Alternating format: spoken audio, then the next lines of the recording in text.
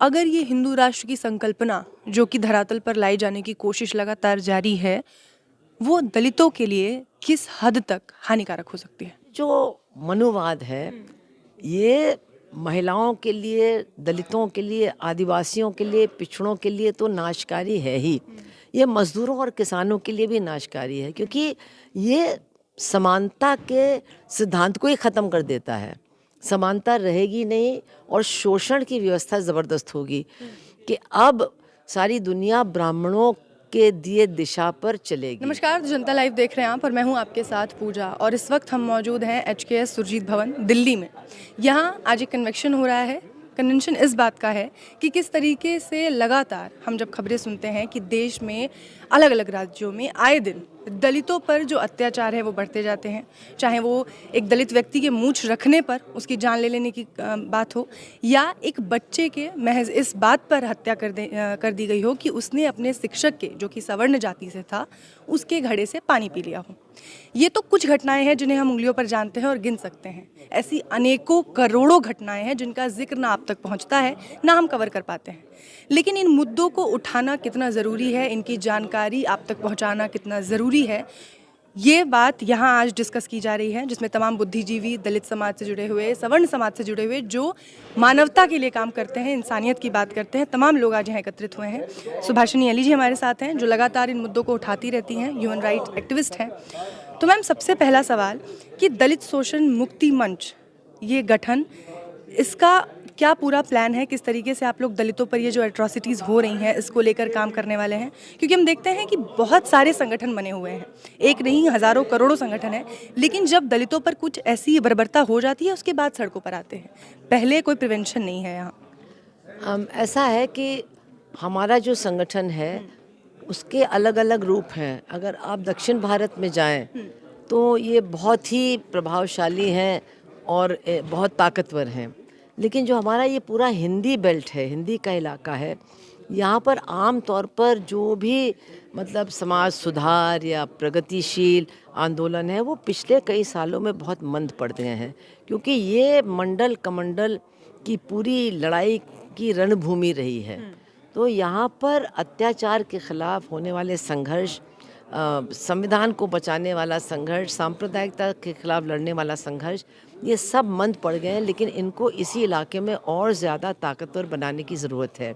अभी आपने अत्याचार की बात कही, तो अत्याचार को भी जब हम देखते हैं तो निश्चित रूप से मानना पड़ेगा, और ये सरकारी आंकड़े बता रहे हैं कि 2014 के बाद जब से बीजेपी आई है पूर्ण बहुमत लेकर के दिल्ली में, तब से अत्याचार की घटना और अत्याचार के तौर तरीके बहुत ज़्यादा बढ़ गए हैं।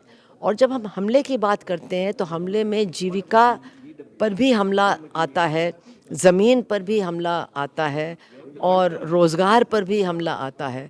तो ये जो चौतरफा हमला है ये 2014 के बाद बहुत ज़बरदस्त तरीके से बढ़ा है।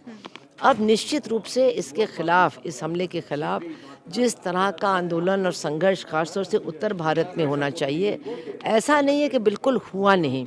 अगर हम देखें, जब SC/ST जो एक्ट है, मतलब अत्याचार विरोधी, जब इसको ख़त्म करने की कोशिश की सुप्रीम कोर्ट ने, तो एक ज़बरदस्त बंद का नारा पता नहीं कहाँ से आया, और वो बंद हुआ भी, और उसमें लोग मारे गए और लोगों को जेल हुई, बहुत ज़बरदस्त तरीके से उनको दबाया भी गया। लेकिन वो इतना बड़ा आंदोलन था कि पार्लियामेंट में उस जो कुछ सुप्रीम कोर्ट ने किया था उसको निरस्त करने के लिए संशोधन पारित किए गए।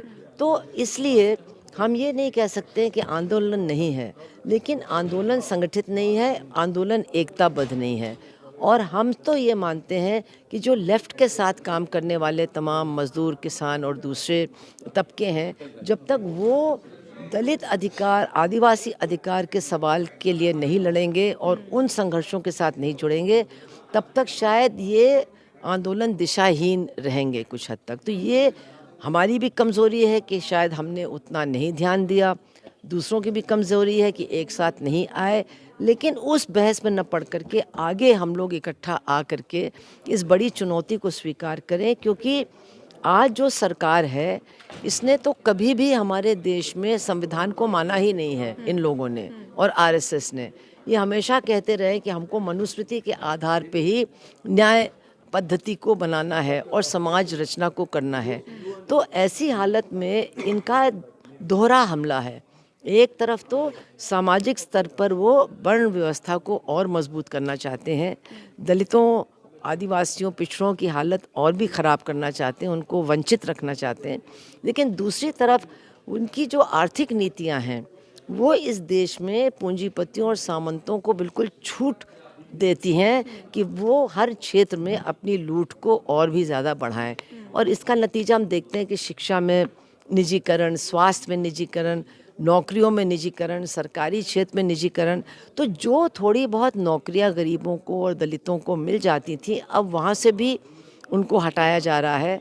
और यहाँ तक ये सरकार कर रही है कि थोड़े से लोग गरीब तबकों के अधिकारी बन जाते थे, अब उन्होंने एक बाहर से लोगों को लाना शुरू किया, यानी लैटरल एंट्री।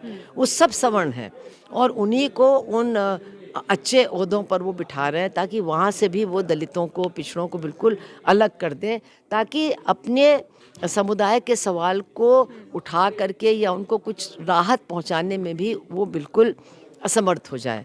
तो ये बड़ा हमला है और निश्चित रूप से आज जो हमने ये अधिवेशन रखा है इसमें बड़ी अच्छी बात है कि लोग भी बड़ी संख्या में उत्तर भारत से ही आए हैं और अलग अलग जो संगठन वामपंथी नहीं भी हैं लेकिन दलित अधिकारों के लिए काम करते हैं, उसमें तो हम आपको भी जोड़ते हैं। मीडिया के कुछ बहुत बहादुर लोग हैं, कर्मी हैं, जो बहुजन सवाल, दलितों के सवाल, सांप्रदायिकता के ख़िलाफ़ लगातार अपने मीडिया का मतलब मंच इस्तेमाल कर रहे हैं। तो ऐसे तमाम लोग आज आए हैं और हमारी यही योजना है कि इसके बाद हम सबको इकट्ठा करें और कुछ एक्शन प्लान बनाएं कि हम इन कुछ मुद्दों पर क्या एक्शन लेंगे स्टेट्स में और फिर सेंटर पर। तो ये एक बड़ा आंदोलन का रूप अगर लेता है तो ये हमारे लिए बहुत कामयाबी की बात है। मैम, आपने सीधे सीधे एक बात कही कि 2014 के बाद से जो हालात है वो बद से बदतर हुए हैं और दलितों पर जिस तरीके अत्याचार की बात हो रही है वो अलग अलग स्तरों पर शुरू हो चुके हैं। तो 2014 के साथ ही एक और बात जो है वो सबके जहन में है और अब तो काफ़ी ज़ोरदार तरीके से है, हिंदू राष्ट्र की। तो अगर ये हिंदू राष्ट्र की संकल्पना जो कि धरातल पर लाई जाने की कोशिश लगातार जारी है, वो दलितों के लिए किस हद तक हानिकारक हो सकती है? ये आपने बहुत ही सटीक और बहुत अच्छा सवाल पूछा। देखिए, ये जो मनुवाद है ये महिलाओं के लिए, दलितों के लिए, आदिवासियों के लिए, पिछड़ों के लिए तो नाशकारी है ही। ये मज़दूरों और किसानों के लिए भी नाशकारी है, क्योंकि ये समानता के सिद्धांत को ही ख़त्म कर देता है। समानता रहेगी नहीं और शोषण की व्यवस्था ज़बरदस्त होगी।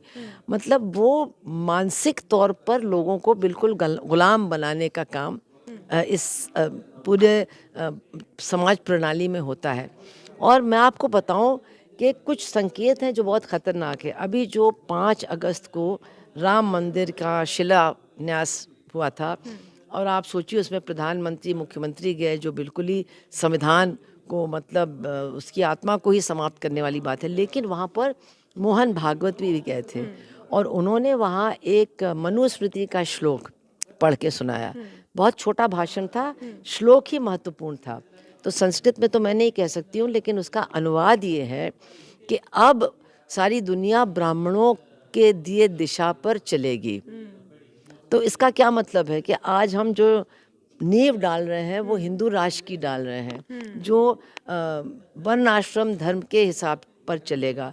तो इसके खिलाफ मैं तो ये बार बार लोगों से कहती हूँ कि आप देखिए मनुस्मृति में वो मजदूरों और किसानों के लिए क्या कहता है। वो कहता है आपके कोई अधिकार नहीं है, आपका बस यही अधिकार है कि आप मालिक का कहना माने और आप उसकी गुलामी करें। आप दलितों का तो है ही नहीं, वो तो बिल्कुल वर्ण व्यवस्था के ही बाहर हैं, अछूत हैं। महिलाओं का भी कोई है ही नहीं अधिकार, तो पिछड़ों का नहीं है, वो शूद्र कहलाते हैं।